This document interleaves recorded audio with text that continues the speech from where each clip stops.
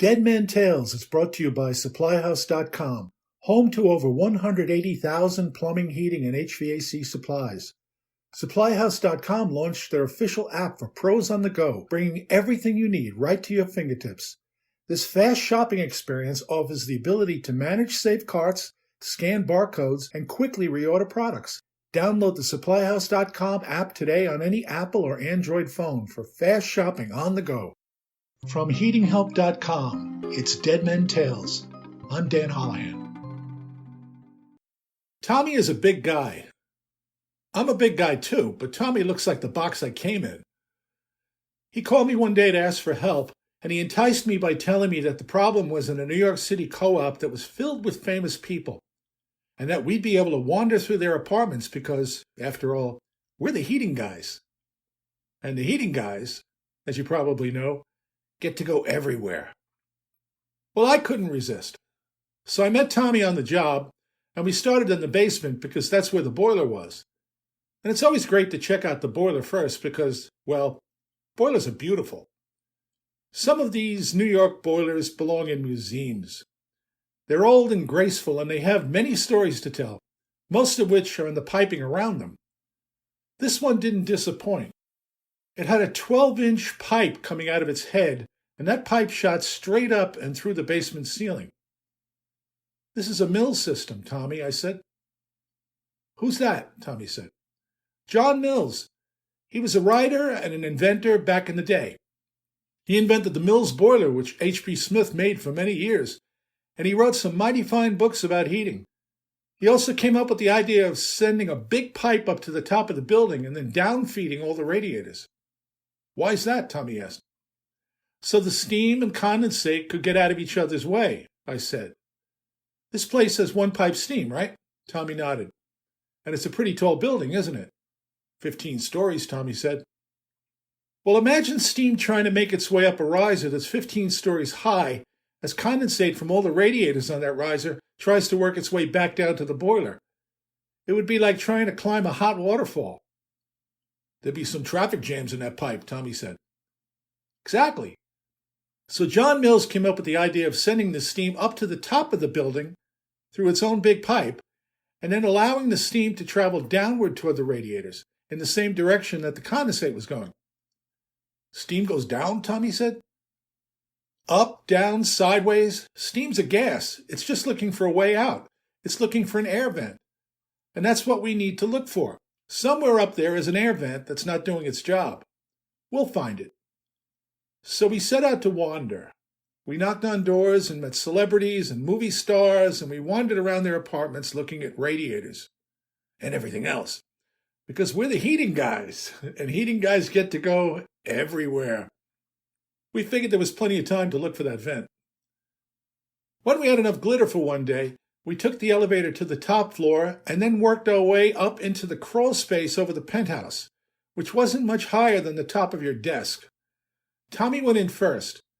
He had an 18-inch wrench in his back pocket and a pen light in his mouth, because that's what heating guys do when they're crawling along steel beams above the nasty coral reef side of a lathe and plaster ceiling. They hang on with both hands and shine with their mouths. I followed. And that's when I saw the fitting.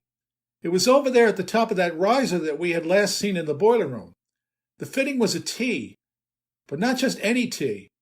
This was a 12 by 12 by 3/4 inch screwed T. Now, I don't know if you've ever had the pleasure of seeing one, but a T this size is a truly magnificent thing. It's about as large as a small kayak, and it has to weigh at least 200 pounds.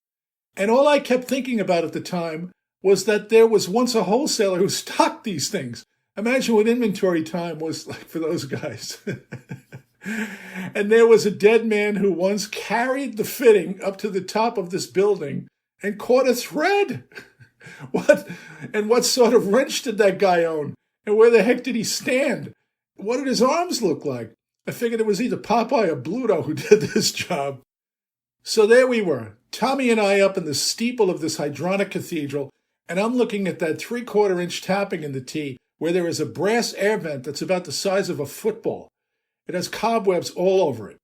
I point at the air vent and I tell Tommy that we have found the culprit.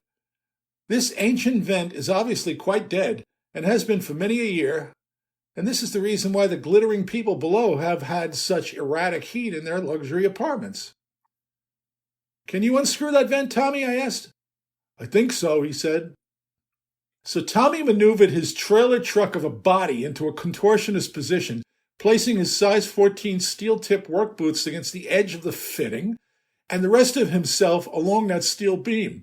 It was like watching a sumo wrestler on a balance beam. Tommy grabbed the vent with his wrench. I watched as his arms inflated, first with testosterone and then with frustration. The vent, which had joined the pipe and turned into a macromolecule, wasn't respecting Tommy. But Tommy was not the sort of lad who ever used the word quit. No, he just reached in again, and I watched in awe as his blue eyes bulged out of his crimson face. Bridge cables sprang from his massive neck and spittle dribbled from his mouth. He mumbled very bad words and gave the mightiest yank I have ever seen in all my days, and that's when we heard it. The screech of ancient metal giving in to a determined man's brute force. "You got it," I said. "Yeah," Tommy said, and he unscrewed that football of an air vent the rest of the way. And that's when I heard what sounded like a subway coming up that 12-inch riser. Or maybe it was closer to the rumble that one of those oil well gushers in the movies makes. You know the sound you hear as the two wide-eyed wildcatters are gaping at each other just before the thing explodes into space? It was like that. And while the inevitable was building to a climax in our confined crawl space, Tommy was using his flashlight to look down the hole in the pipe. "I think I hear something," he said. And as he said this, his long hair was blowing straight back like the guy in that old Memorex commercial. Tommy," I said. "What?" he said, but he never took his blue eyeball away from that hole. "Put it back!" Which he did. And then, knowing that no supply house in any city in all the world is going to have a replacement for our brass football of a main vent, I asked Tommy if he had any main vents on his truck. He told me that he had about 8 Hoffman No. 75 main vents, which are the size of beer cans. I told him to go get them all, and also a lot of fittings.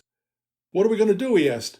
"We're going to put all the air vents on one manifold," I said, "so that they can all work together to vent the air from this mighty 12-inch main in a big hurry. And we're going to connect that manifold to the fitting." "I've never seen one of those," Tommy said. "What do you call that?"